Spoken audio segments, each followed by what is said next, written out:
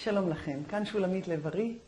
מי שקיבל את הסדרה בפעם הקודמת ראה איך אפשר לעשות טיפול לשחרור מיידי של כאב רגשי, מצוקה רגשית, תסכול וכו'.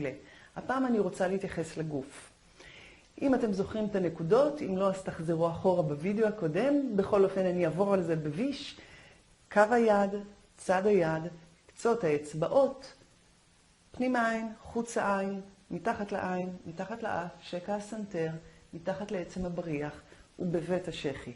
אוקיי? אלה הנקודות שאיתם אנחנו משחקים ועוברים מאחת לשנייה בצורה אקראית.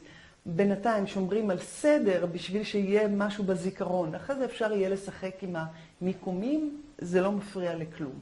מאוד חשוב להתחיל כאן. מאוד חשוב להתחיל כאן, תנסו לשמור לזה. עכשיו בואו נתייחס לכאב בגב.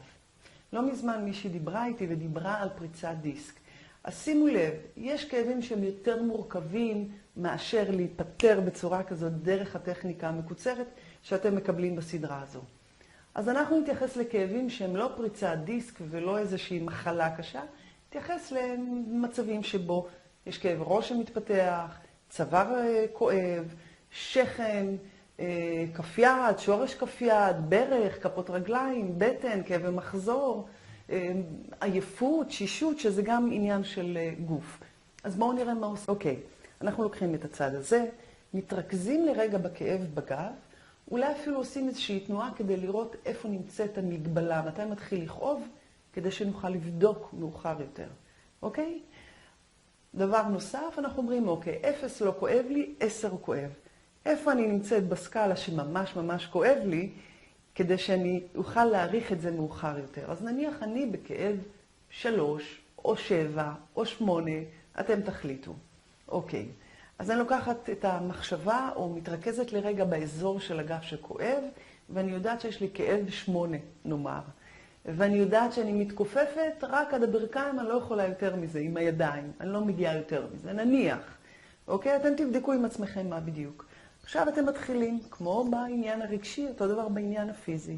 מתופפים ומתופפים. ומתחילים להגיד, כואב לי הגב, מאוד כואב לי הגב, אני לא יכולה להתכופף. עד מעל הברכיים, אני ככה מושכת את הידיים וזה ממש עושה לי מתח. יש לי קיבוץ, זה כבר חודש. לקחתי פעמיים כדורים, זה עזר לי, אבל זה חזר.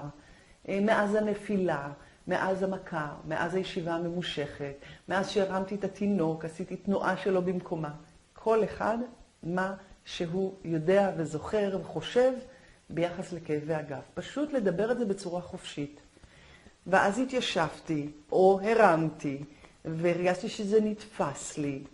ומאז אני ככה בעדינות משתדלת לא להרים שום דבר, אבל עדיין זה כואב לי. עוד אצבע. הגב הזה מאוד כואב לי בגב, אני לא מצליחה להתכופף. מאז שהרמתי את הילד שלי, זה כואב לי. אתם יכולים לחזור על אותו משפט שוב ושוב. זה כואב לי, זה כואב לי, הגב שלי כואב, הכאב הזה בגב, הכאב הזה בגב, עוד אצבע. הכאב הזה בגב, הכאב הזה בגב. אפשר גם פה, הכאב הזה בגב, הכאב הזה בגב, הכאב הזה בגב.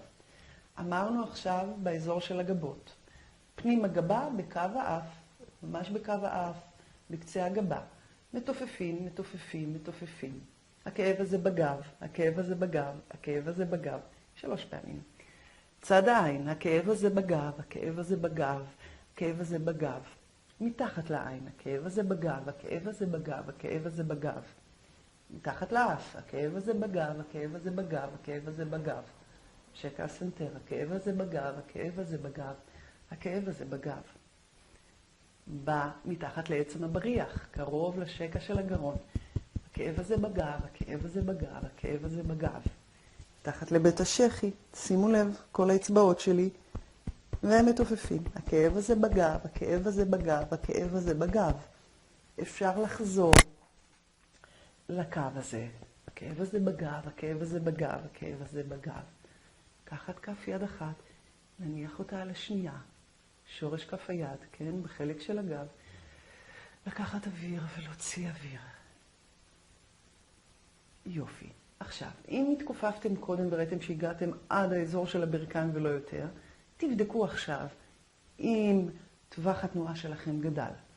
אם הרגשתם את זה כבר בישיבה תוך כדי הפעולות שעשיתם, תבדקו לכמה זה ירד.